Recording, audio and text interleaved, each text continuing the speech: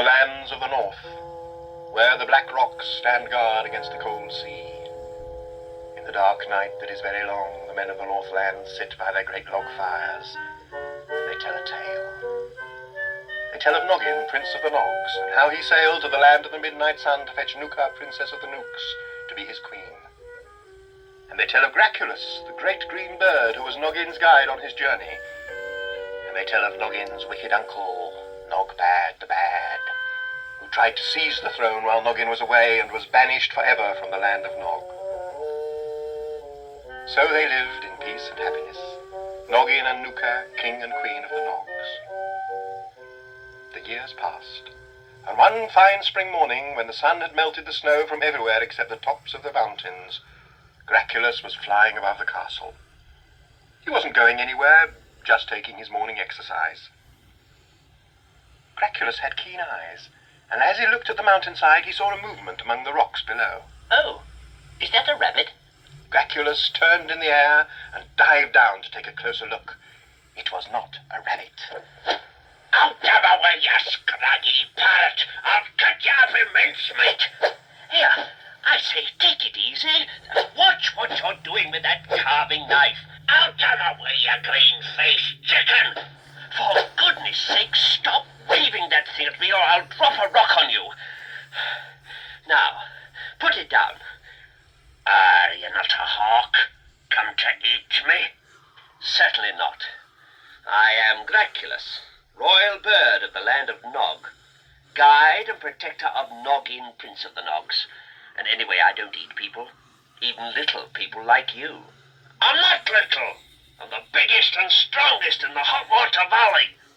The Hot Water Valley? I've heard tell of some little people who live in a hidden valley somewhere in the far north, but nobody's ever seen one of them. Well, you're looking at one now. We're a strong people, tall as the summer grass, and I'll not have you call us little. My name is Rumpf. Greetings, little man, and welcome to the land of Nog. Greetings, bird, and if you call me little again, I'll spike you with my broadsword. I beg your pardon. I forgot. Now, we must get you to Noggin. Would you care to fly? I could easily carry you, you know. You're only a little... I mean, you don't look very heavy. Oh, I'd not mind. Lift me, bird, if you've got the strength.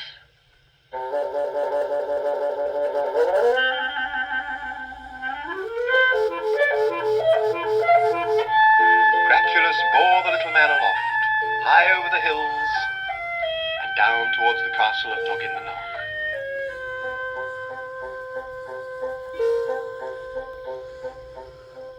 Noggin the Nog was in the back garden, planting potatoes. Hi, Noggin. I've brought a little man. I found him on the mountain. He's a sort of ambassador, and he wants to see you. Oh, all right, but if he's an ambassador, I must receive him formally. Would you lead him down to the throne room? Righto.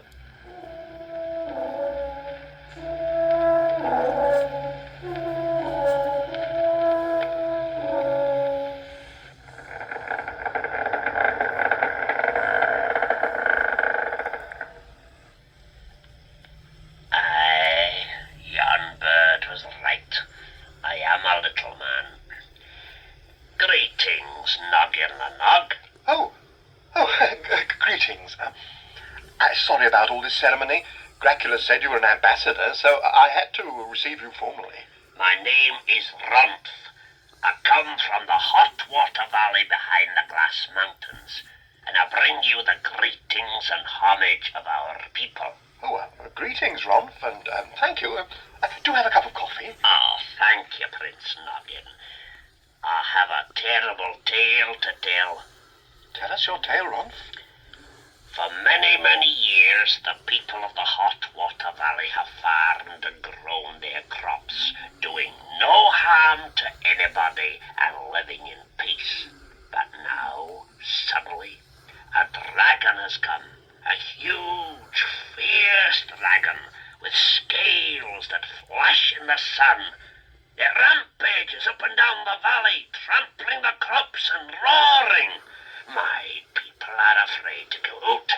They hide in holes and caves.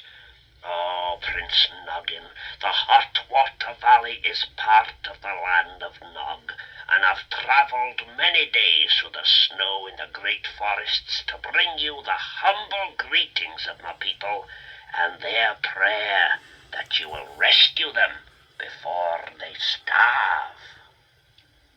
Oh dear. I am sorry to hear that. Thor Nogson, are you any good at fighting dragons? I don't know. I've never tried. Well, make ready an expedition. You and I are going to the Hot Water Valley to fight a dragon. Oh.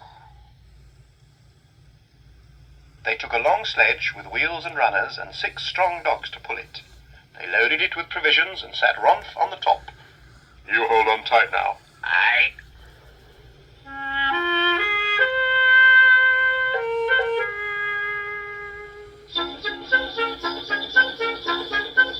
Then, as the sun rose over the castle, they set off up the valley, up the winding lanes by the hill farms and out onto the high snow.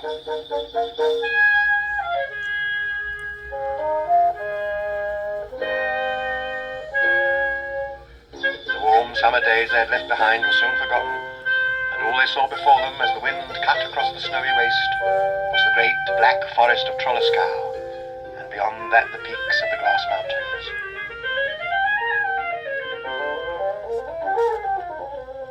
Their way led through the magic forest where there are no paths, because the trees move about when nobody is looking.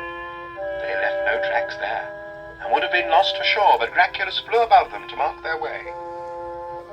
And then as evening came, the ground became steep, the trees thinned out, and as they came up out of the forest, they saw before them the shiny walls of the Glass Mountains, bright in the evening sun. They set up their camp behind a rock, made a great fire to warm their toes. They had boiled eggs for tea with toast to dip in them, and everybody was pleased that they had come so far without any trouble. All that is, said Graculus. He looked sad. Come, Graculus, what ails you, old bird? I know this place. I feel it in my bones that I've been here before. I feel it very clearly, and yet I don't see how I can have been here before. Perhaps you dreamed it, Graculus. Dreamed it? Perhaps I did.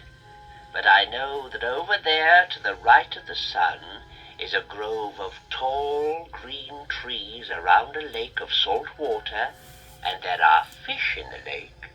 Blue fish. Where were you born, Graculus? I don't know. I'm told a trader gave me to Nuka's mother in the land of the midnight sun when I was still an egg, and she put me by the stove to hatch and raised me from a chick. But where I came from, and in what nest my egg was laid, nobody knows. Tomorrow, Graculus, as soon as the sun rises, you must go and find your grove of green trees around a lake, for it may be your egg remembers what it never saw, and there you will find your home. But tonight we are tired, it is time to sleep. The dogs curled up in their blankets, the dogs tucked in their noses, and soon they were all asleep. All except Graculus. He stayed awake and watched and wondered.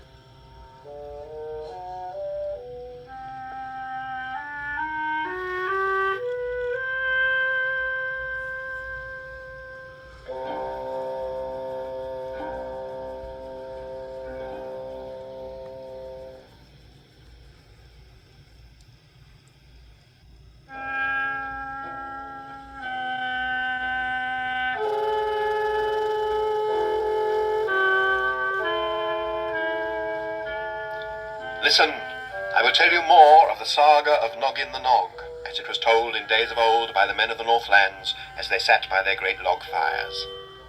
I told you how a little man named Romph came from the Hot Water Valley in the far north of the land of Nog to greet Noggin and beg him to rescue his people from a huge dragon that was rampaging up and down their valley, roaring and trampling their crops. I told you how Noggin and Thor Nogson, with Ronf and Graculus, set off on an expedition to the Hot Water Valley, and how they came at last out of the magic forest of Trolliscow, and saw before them the shiny walls of the Glass Mountains. There they made camp, made supper, and slept until sunrise.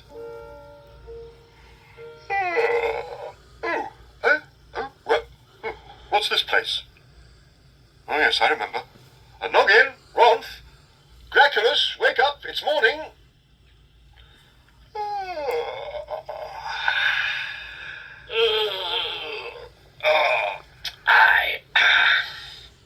We must be on our way.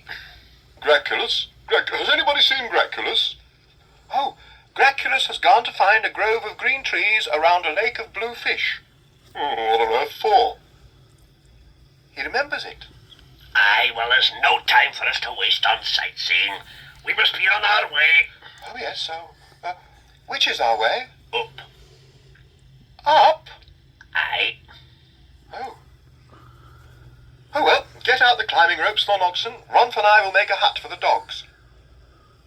Thornogson fetched the ropes.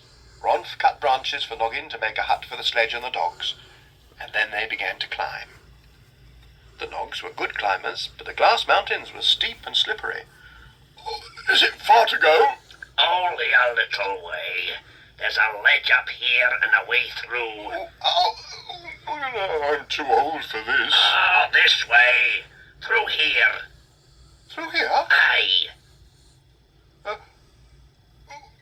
Ronth, Come on, Noggin. I can't. I'm stuck. Don't be silly.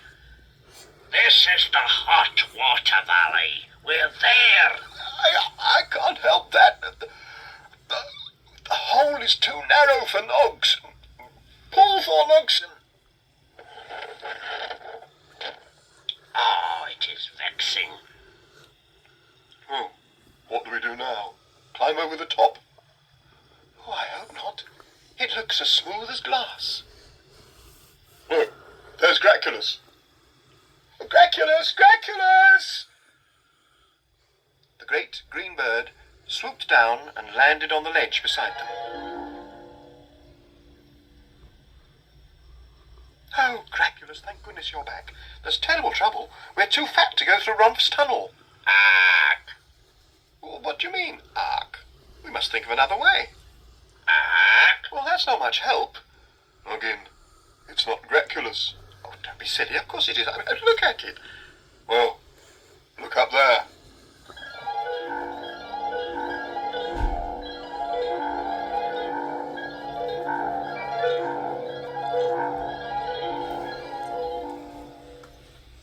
Oh. Hello. All right, then. Which of you is Graculus?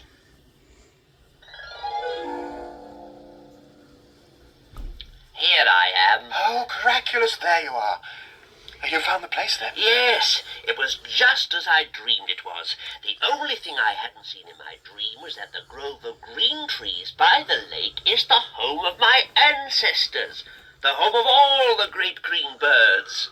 So these are your family? Yes, my brother Arkley, my mum and dad, Uncle Kronk and his 4 sons, oh, my cousins, second cousins, great uncles and aunts, and everybody else as well. They've come to meet you. Oh, greetings, birds. Very pleased to meet you.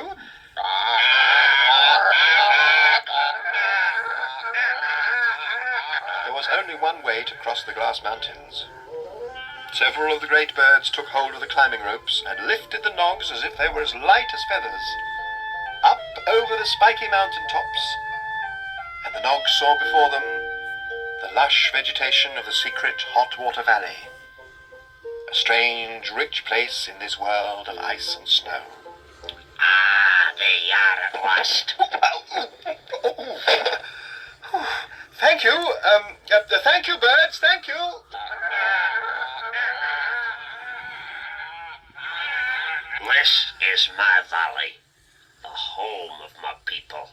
Oh, there don't seem to be many people about. Oh, they're there all right, hiding in caves and holes in the ground, listening for the dragon. Oh, it all looks very peaceful to me. The little houses and the fields seem all right. The crops are rotting in the fields. Come, I'll show you. That is my house down there, but I mostly live in this trench at the end of the garden. It doesn't look very comfortable. In you get. I'm not sure I want to. In you get, both of you. In. Oh, ow, oh, ouch. Oh, oh. And keep your head down. Why? It's coming. Can you not hear?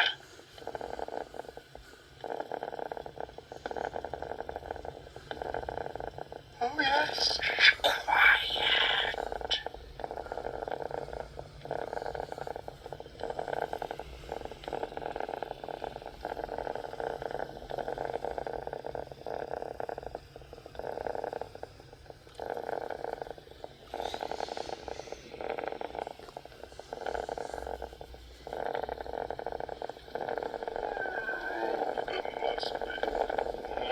Must be some somewhere.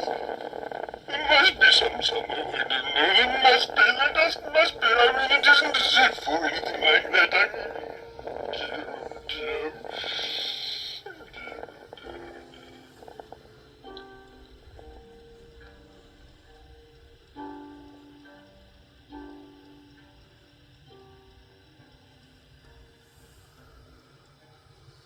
It's gone. You can come out now. What do we do now? Follow it? Oh, yes. I suppose we'd better. Where does it live, Ronf? I'm not sure. Somewhere high up on the side of the valley. In a cave, I think. Well, we'd better follow it, as Thorn Oxen suggested. I was joking. Oh, come, Thorn Oxen. Surely you're not afraid of a dragon. Come along, don't be silly. Oh, well, dragons and all that one. That's a big one. Ronf ran off down the trench to find some of his people, while Noggin and Thorn Oxen set off to follow the dragon.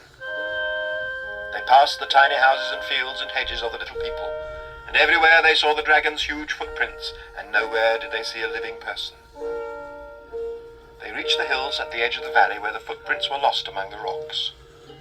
The Nogs climbed on. It was a stiff climb, sometimes through grass and rocks, over boulders, and then up a steep hill of scaly rocks. Can you see the dragon anywhere, Thorn Oxen? Not up this way, Noggin. Can you see it down that way? Not a sign of it anywhere. I can't see a trace of it. Nor can I. It seems to have vanished completely. How can something so huge vanish so completely?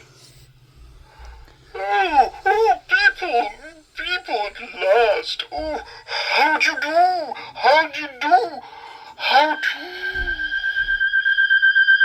The dragon's breath blew on the Nogs. But as he was an ice dragon, his breath was not fire but ice, and in an instant the Nogs were frozen into a single block.